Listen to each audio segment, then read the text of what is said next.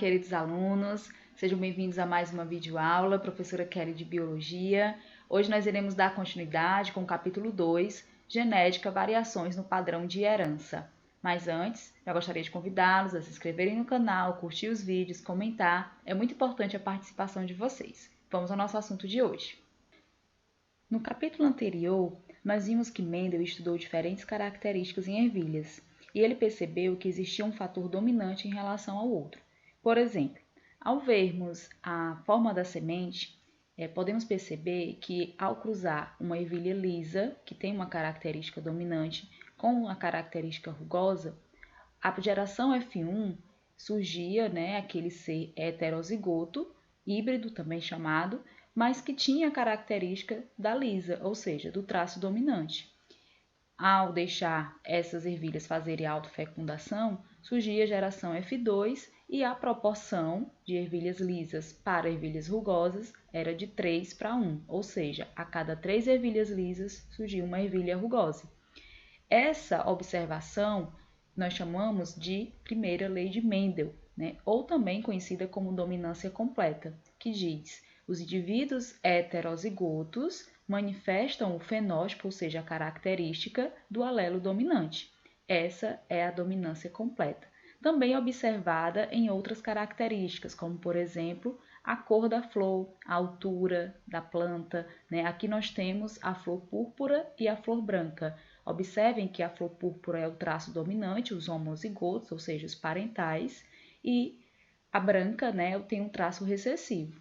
Ao cruzar uma flor púrpura com uma branca, a gente vai ter aqui, na primeira geração, o heterozigoto tendo o mesmo fenótipo do dominante. Isso é conhecido como primeira lei de Mendel ou dominância completa. Observem ainda que na geração F2 eu tenho uma proporção de 3 dominantes para 1 recessivo. Observando que eu tenho aqui 2 heterozigotos, um homozigoto dominante e um homozigoto recessivo. Nem todos os cruzamentos, eles obedecem os princípios mendelianos.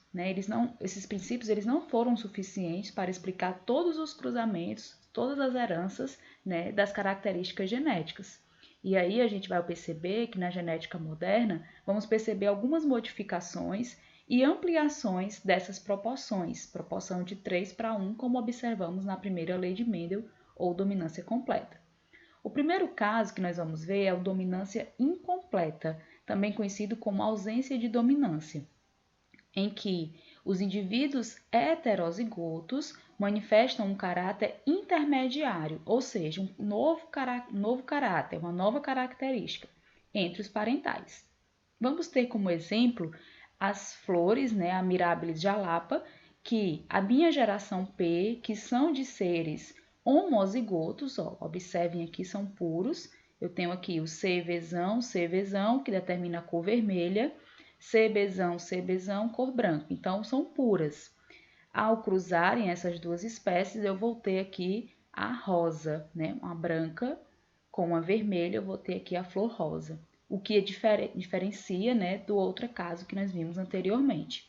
Esses indivíduos homozigotos vão gerar aqui, a mistura desses gametas, que eu vou ter aqui o CVzão, CBzão, que é o indivíduo heterozigoto, ele vai ter uma característica intermediária, ou seja, uma nova característica entre os parentais. Essa é a definição de dominância incompleta.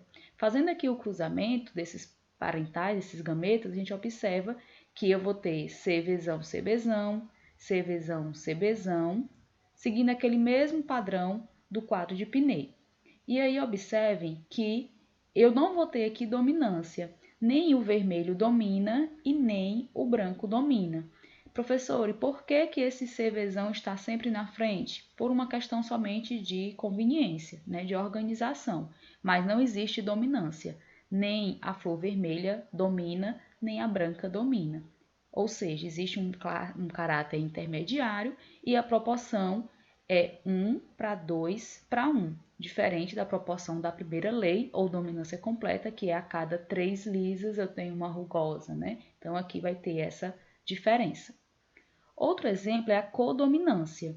Na codominância, os heterozigotos manifestam um fenótipo que é uma mistura entre as características, né, de ambos os parentais homozigotos.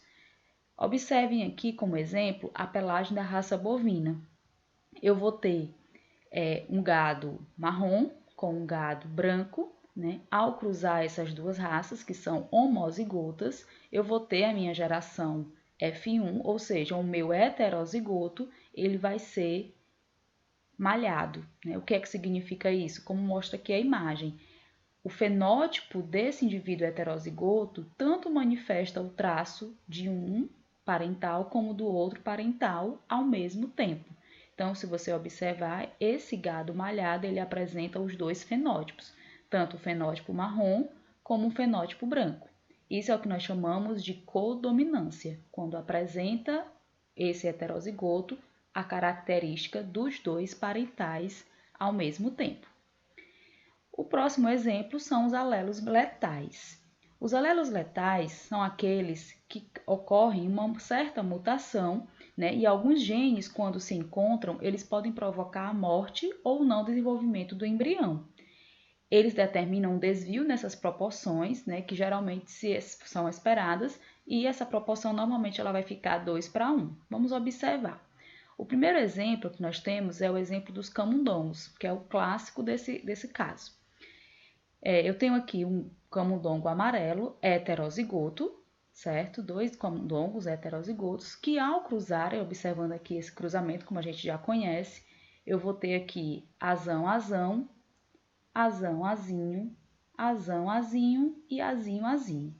Nesse caso, o alelo azão é um traço, né? É justamente o alelo letal. E aí, o que é que vai ocorrer aqui? Se você observar, nesse caso, eu vou ter aqui um indivíduo azão, azão, um embrião morto. Isso por quê? Porque esse alelo, sendo letal, ele causa a morte desse indivíduo. Então, aqui eu não vou ter o feto, né? Não vai se desenvolver. Quem for azão, quem herdar, no caso, o azão, azinho, que é também heterozigoto, vai ter o mesmo fenótipo dos pais. E quem herdar o azinho, azinho, que é o recessivo, vai ter essa característica aguti. E quem herdar o azão, azão, nesse caso, vai ser o alelo letal e vai provocar a morte desse embrião. Então, a minha proporção, eu vou descartar esse azão, azão. E aí, qual vai ser a proporção? 2 azão, azinho para 1 azinho, azinho. Por isso que eu chamo aqui de alelos letais. E observem, todo rato amarelo é heterozigoto. Então, todos os amarelos são heterozigotos. Outra observação, todo homozigoto é recessivo, né? Então, a gente observa aqui essas duas informações importantes. Quanto aos alelos letais, nós vamos ter também casos, né, na espécie humana. Né? Essa condição ela acontece, que nós chamamos de acondroplasia. A acondroplasia, né, é um tipo de nanismo, né, que causa uma redução dos membros e o alelo letal ele é dominante. Os heterozigotos que vão apresentar acondroplasia, né, eles vão ter, né, no caso vão ter o azão, né, aqueles que vão ter aqui o azão, azão, eles vão morrer ainda na infância, né? No caso, eles não vão se desenvolver devido a essa letalidade. Quem for azão, azinho, vai ter o gene, né? O alelo acondroplásico, e aí vai ter a característica da acondroplasia. E o azinho, azinho são aqueles que vão ter aí a altura normal. Alelos múltiplos ou polialelia. Os alelos múltiplos, como o próprio nome já está dizendo, eu vou ter aqui uma herança determinada por 3 ou mais alelos. Normalmente, as características elas são determinadas por um par de alelos. Então, azão, azinho, uma característica, azinho, azinho, outra característica. Aqui, nesse caso, eu vou ter vários alelos que vão determinar uma mesma característica, obedecendo os padrões mendelianos. Cada indivíduo tem no genótipo apenas 2 alelos, assim como nos outros exemplos. Vamos ver aqui o mais famoso. que é a cor da pelagem dos coelhos. Eu tenho aqui 4 tipos de pelagens de coelhos: o agouti, o chinchila, o himalaio e o albino. Esse agouti também é chamado de selvagem. Existe aqui entre esses coelhos uma relação de hierarquia, em que o selvagem é dominante sobre todos os outros tipos. Um chinchila é dominante sobre o himalaia e o albino. O himalaio é dominante sobre o albino e o albino ele é o mais recessivo. Como é que ocorre esse processo? Observe que os alelos múltiplos são aqueles em que vários caráteres, vários alelos, aliás, determinam o mesmo caráter. É o que vai acontecer aqui. Se, por exemplo, um coelho selvagem, que recebeu aqui um genótipo cesão da mãe e um cesão do pai, ele vai ser selvagem ou agouti. Mas se ele tem um alelo selvagem e recebeu da sua mãe ou do seu pai um alelo chinchila, ele continua sendo selvagem, porque, como eu falei, o alelo selvagem, que é o cesão, domina todos os outros alelos.